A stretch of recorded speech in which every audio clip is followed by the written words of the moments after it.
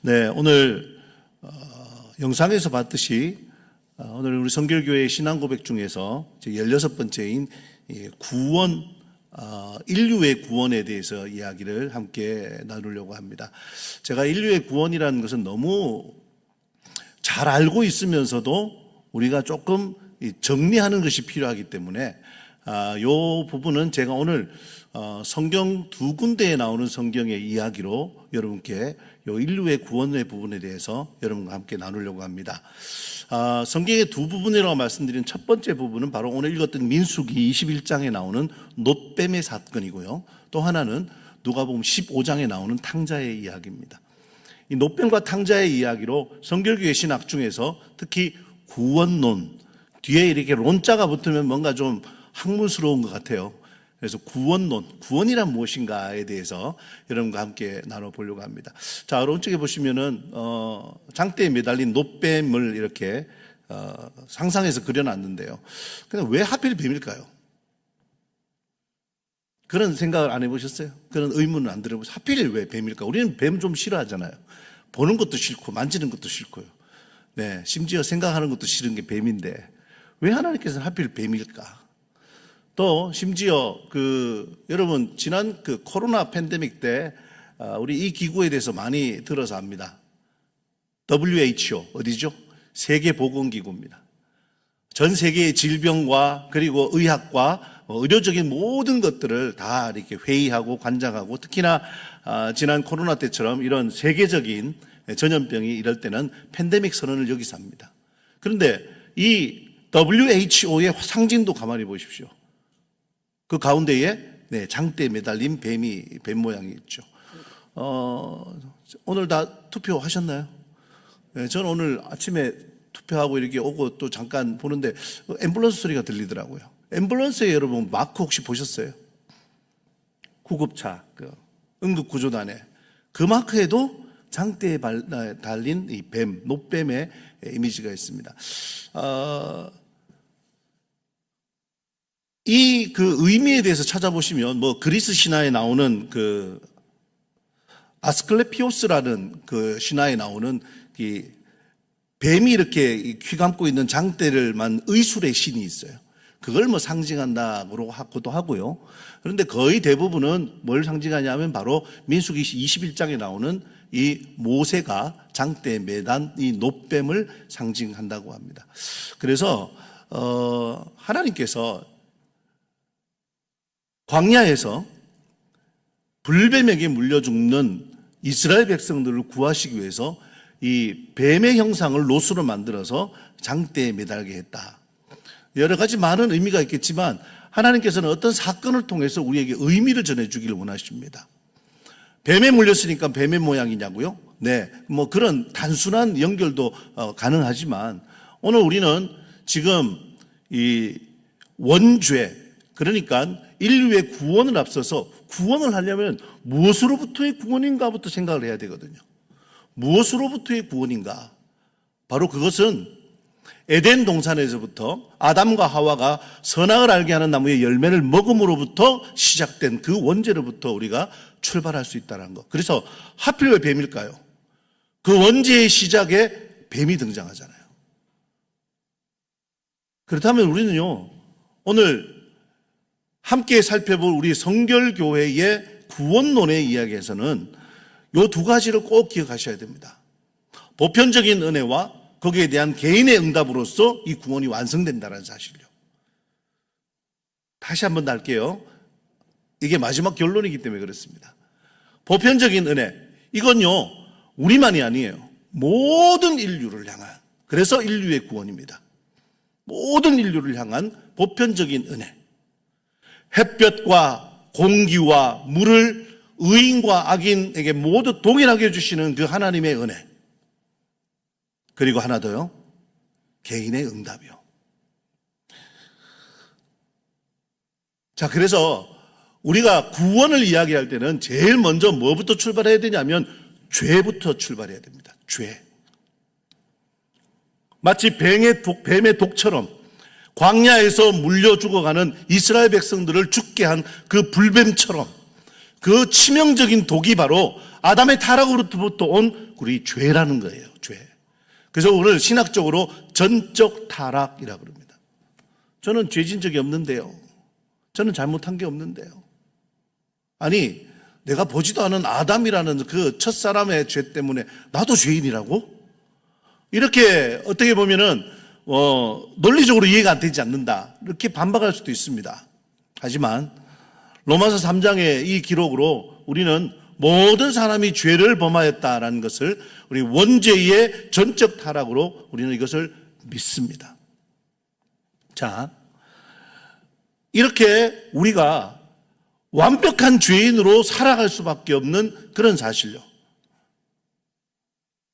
예수님을 몰랐다면, 하나님의 은혜를 몰랐다면 우리는 아마 내가 쟤보다는 낫지, 내가 그래도 저 사람보다는 낫지, 뉴스나 인터넷에서 떠오르는 그 많은 수많은 범죄 이야기를 들으면서 저렇게 나쁜 사람들보다 나는 좀 깨끗하고 착하게 살았지, 그런 상대적인 의로 나를 판단하고 그렇게 살았을 수 있습니다.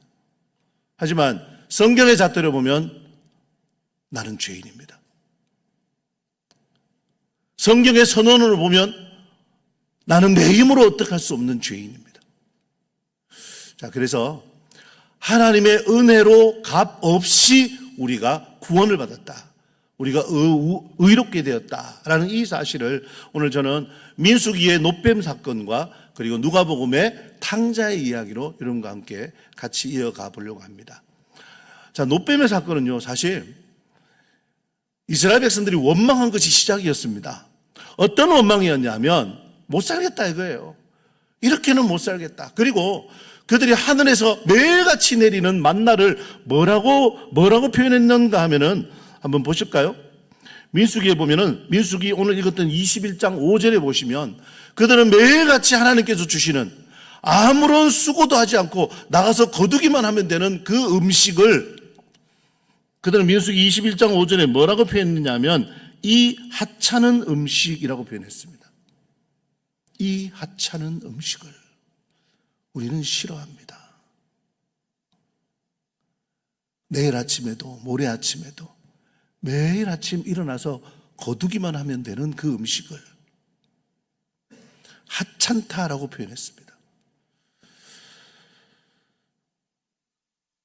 단지 음식에 대한 표현이었을까요? 단지? 아니요.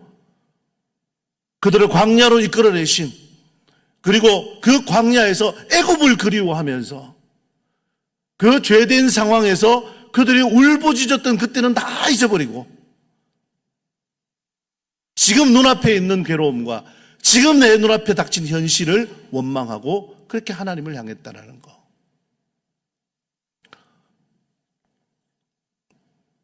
불법이 나타나서 이스라엘 백성들을 묻니다. 무는 족족 이스라엘 백성들이 죽어가죠. 텐트 천막 안에서는 계속해서 불법에 물려있는 사람들이 죽어가고 있습니다. 그리고 다시 그들이 부르짖죠. 우리가 잘못했습니다. 모세에게 말하죠. 우리가 잘못했습니다. 하나님께 기도해서 우리를 낫게 해주십시오. 모세가 장대에 노뱀을 답니다. 하나님이 명령하신 그대로죠, 그죠? 노뱀을 만들어서 장대에 매달아라. 물린 자마다 그것을 보면 살리라. 장대에 매달았다라고 하는 것은 그것은 은혜를 말합니다. 누구나 볼 수 있으니까요. 그렇죠? 누구나. 그러나 그걸 보지 못한 사람은 낫지 못했습니다. 보기만 하면 낫는데 텐트 안에서 바깥을 보기만 하면 낫는데 그걸 보지 않아서 죽은 거예요. 자, 여러분, 우리가 구원이라고 그러면 사실은 하나님께서 우리에게 은혜를 주신 거죠. 구원을 위해서 우리가 할 수 있는 일, 우리가 한 일은 아무것도 없습니다. 아무것도 없습니다. 자, 그런데 이걸 조금 잘 구분하셔야 됩니다. 보기는 해야 됩니다. 민수기 21장 노뱀의 사건에 의하면 바라봄은 있어야 된다고요. 그걸 우리가 현대로 와서는 믿음이라고 표현합니다. 믿음이라고요. 그래서 자, 구약의 모형을 볼까요? 구약의 모형은, 이 구원론의 구약의 모형은 바라봄의 신약이라고 말할 수 있어요. 바라봐야 돼요. 바라보게 해야 돼요. 그리고 그 바라봄을 향하여서 하나님께서는 그걸 의롭다라고 인정해 주시는 거예요. 인정해 주시는 거예요. 자, 보세요. 온 회중이 몸에 독이 퍼져서 죽어가고 있어요. 마치 죄로 말미암아 죽어가는 것처럼 죽어가고 있어요. 그런데 하나님께서 모세를 통해서 진영 한가운데에 장대를 세우고 거기에 노뱀을 매달게 했어요. 누구나 볼 수 있죠. 진영 한가운데 높이 들려 있으니까 누구나 볼 수 있습니다. 보면 삽니다. 바라보면 삽니다.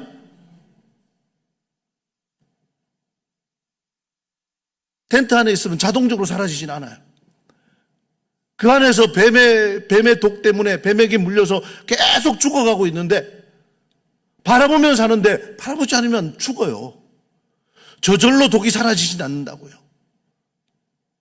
뭐 어떤 족자는 이것조차도 인간이 할 수 있는 부분은 없다라고 이렇게 단정지어서 더 보수적으로 말씀하시는데, 우리 성결교회에서는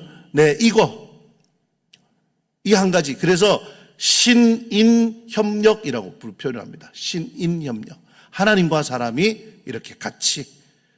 그러나 하나님의 전적인 은혜가 아니면 우리의 전적인 타락은 해결될 수 없습니다.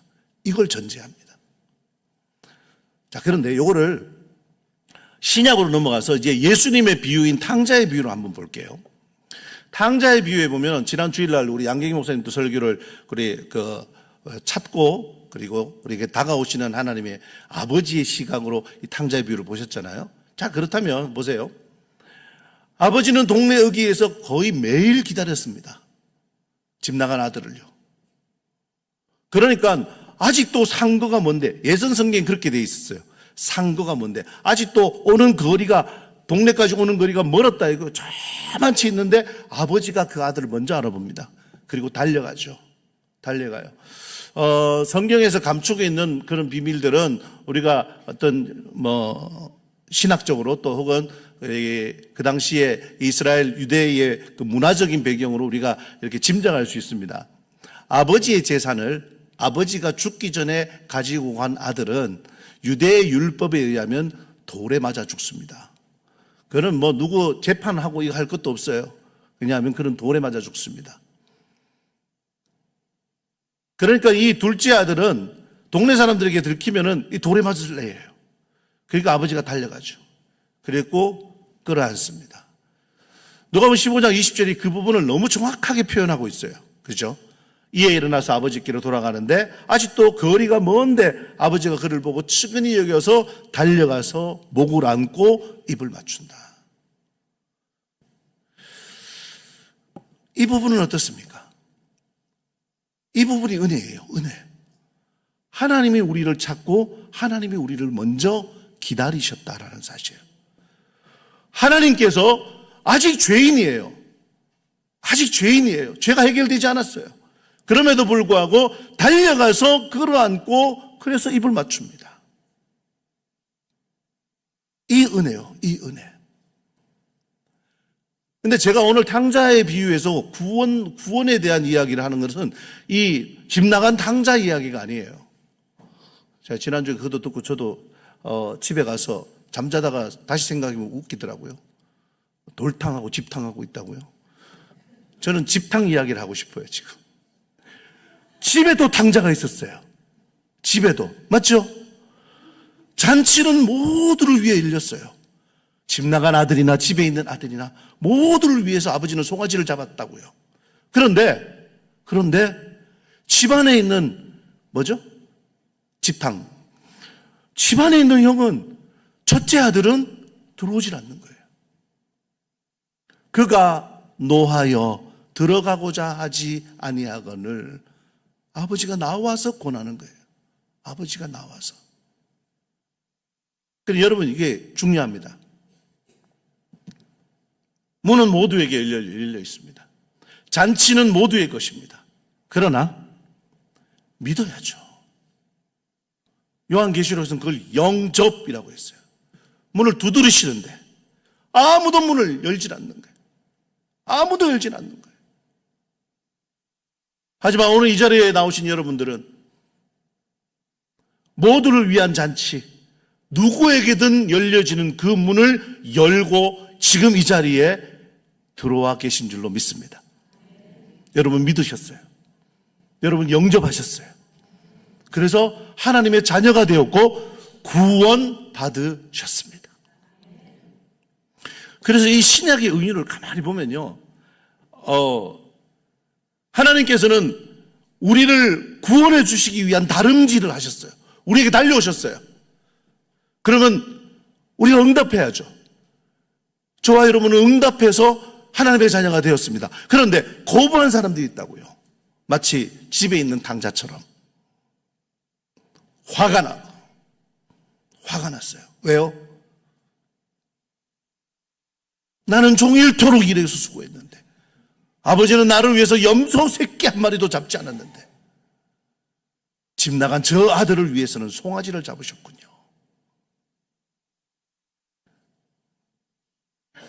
여러분, 집 안이나 집 밖이나 그 누구 모두를 위해서 하나님께서는 잔치를 준비하십니다. 하지만 스스로를 어이없다 여기면서 나는 뭐 이게 잔치에 갈 필요가 없어. 끝내 그 잔치를 거부한, 거기에 들어가지 않은 큰 아들 같은 사람. 여러분, 이 완전한 은혜, 이 완벽한 은혜에도 믿음, 회개를 동반한 그 믿음은 필요하다는 사실. 그거 없으면 무용지물입니다. 자, 그래서 오늘 제가 민수기 21장의 노뱀 사건과 그리고 누가복음 15장의 이 탕자의 예수님의 이야기를 통해서 우리 성결교회가 말하는 구원론의 구조를 이렇게 한번 정리를 해봐서 여러분께 말씀드립니다. 다른 것보다는요, 보십시오. 구약의 노뱀 사건을 볼 때는 고개를 돌려서 장대를 바라보는 거예요. 장대를 바라보는 거예요. 모두가 볼 수 있도록 높이 한가운데 매달려 있습니다. 이 구약의 사건을 십자가에 매달리신 예수 그리스도의 십자가 사건이라고 그렇게 예표하는 그런 신학자도 있습니다. 예, 그것도 충분히 맞습니다. 신약으로 와서 탕자의 비유에서는요, 이 사건은요, 마음을 돌이켜서 잔치에 들어와야죠. 나중에 아버지가 나오잖아요. 나와서 권하잖아요. 들어가자고. 내 것이 다 네 것이다. 들어가자. 지금 하나님께서는 이 땅에 있는 모든 사람들에게 잔치를 배설하고 들어오라 하십니다. 그런데 핑계대죠. 뭐라고요? 장가도 가야 되고 소도 사야 돼. 소를 샀으니까 그 소도 시험해 봐야 되고 농가밭에 할 일이 너무 많아요. 핑계대죠. 거부한 결과는 단 하나입니다. 텐트 안에서 죽든지 잔치 밖에서 어둠 가운데 슬피 울며 이를 갈고 있든지, 이 잔치에 들어오지 않은 모두에게 결과는 바로 이것밖에 없다라는 사실입니다. 사실 신학 이야기하면 어렵다 생각하는데 사실은 어렵지 않습니다. 굉장히 간단한데 신학은요, 간단한 걸 어렵게 말하는 학문이에요. 하나님이 우리를 사랑하십니다. 할렐루야. 그래서 모든 사람에게 구원의 기회를 열어두셨습니다. 이게 보편적인 은혜예요. 보편적인 은혜. 그러나 누가 구원을 얻죠? 믿는 사람이요, 바라보는 사람이요, 잔치에 참여하는 사람이요, 영접하는 사람이요, 그래서 나오는 사람이 구원을 얻습니다. 주 예수를 믿으라. 그리하면 너와 내 집이 구원을 얻으리라. 너무 간단하잖아요. 너무 간단한데 그 결과는 하늘과 땅 차이입니다. 천국과 지옥입니다. 평안과 원망, 불안, 두려움입니다. 오늘 말씀을 이렇게 정리하려고 합니다. 구원은 모두를 향해 열려 있습니다. 그럼 우리의 시선이 어디로 향하고 있는가가 분명히 중요합니다. 나는 이제 구원 얻었으니까 괜찮다고요? 아니요. 사도 바울은 바울 서신을 쓰면서 제가 요즘 새벽에 말씀을 들으면서 굉장히 은혜를 많이 받는데 제가 생각하는 것과 너무 같은 말씀도 있고 또 그 이상의 또 여러 가지 묵상도 있어서 굉장히 은혜를 받는데요. 고린도란 도시가 그 고대에 그 스포츠 경기가 열렸다는 그 이야기 들으셨죠? 네, 그 스포츠 경기를 생각하시면 아십니다, 여러분. 선수들이 경기에서 승리하기 위해서 얼마나 집중하는지를 생각해 보세요. 여러분, 우리의 구원이요, 하나님께서 우리를 사랑하셔서 우리를 구원해 주셨습니다. 끝? 아니에요. 우리의 구원은 날마다 이루어가는 거예요. 우리의 바라보면요, 그럼 어떻게 됩니까? 우리의 바라보면 계속해서 처음 주님께 나왔던 바로 그 시선 그대로, 처음 주님을 만났던 그 첫 마음 그대로, 우리가 사랑했던 그 첫사랑 그대로, 그 첫사랑을 잃어버리니까 에베소 교회는 책망을 받잖아요. 뭐라고요? 네 첫사랑을, 처음 사랑을 잃어버렸도다. 책망받잖아요. 보세요. 그래서 이 은혜와 믿음, 이건 우리가 주님 앞에 서는 순간까지 계속해서 붙잡고 가야 될 그 사실입니다. 제가 그래서 구원을 이렇게 정리할게요. 한번 읽어볼까요? 모든 사람을, 시작. 모든 사람을 위해 열려 있으나 참되게 믿는 자만 참여한다. 예, 이 은혜와 믿음의 신학, 이 구원의 신학을 우리 성결교회인들 모두가 다 꼭 붙들고 오늘도 날마다 우리의 구원을 이루어내시는 하나님을 바라보고 살아가시기를 주님의 이름으로 축원합니다.